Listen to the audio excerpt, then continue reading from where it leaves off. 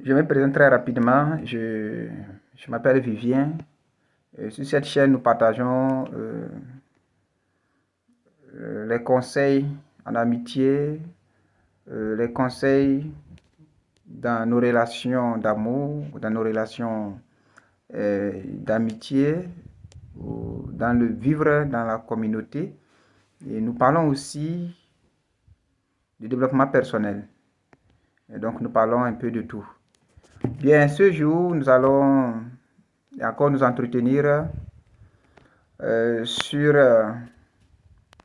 nos attitudes dans nos relations, dans nos relations. Nous voulons parler aujourd'hui des relations de fiançailles, de deux jeunes qui se préparent pour le mariage. Et quelles sont les attitudes qui empêchent ces jeunes à aboutir à leur mariage qu'ils désiraient.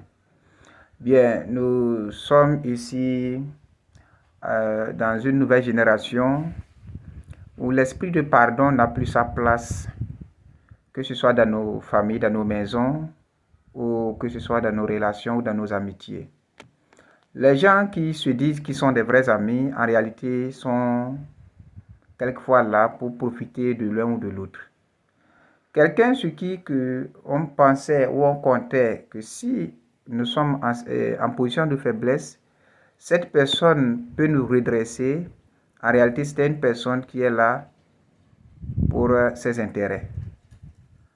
Et ces choses, ces habitudes ont grandi de façon que ça règne aussi aujourd'hui dans les relations d'amour. Voilà.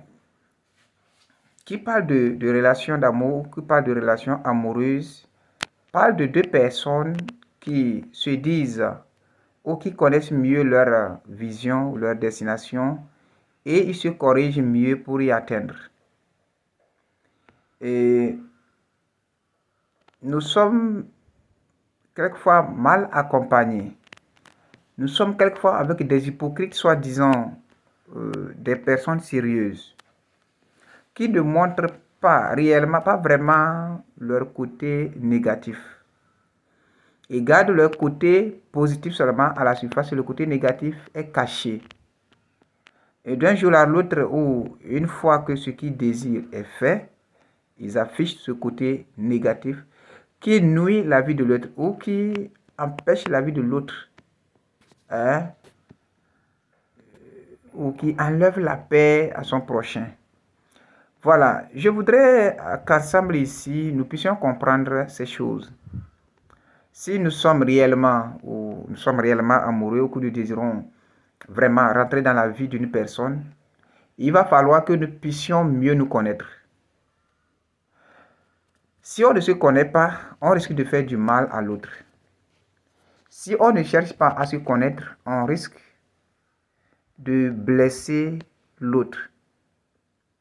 Voilà. Le manque de connaissance de soi est un frein à l'évolution d'une relation.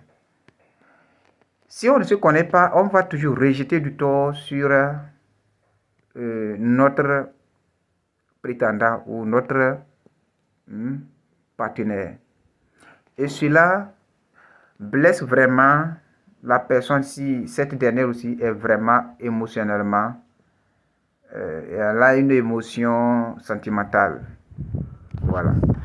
Et nous devons comprendre que si nous désirons vivre ensemble avec une personne, ou nous rêvons avoir une personne dans notre vie pour dire, ou un jour nous allons nous lever et dire que nous voulons célébrer notre mariage, ou nous voulons être ensemble, il va falloir que nous puissions mieux nous connaître. Il va falloir que nous puissions faire notre étude, notre propre étude.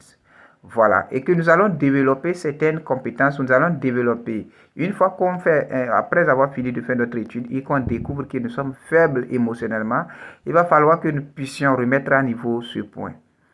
Si nous sommes vraiment, nous sommes émotionnellement faibles, nous allons beaucoup créer de mauvaises situations. Voilà.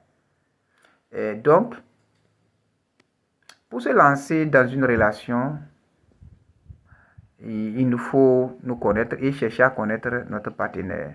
Et si on se connaît, on peut mieux se corriger, on peut mieux se conseiller pour aller de l'avant.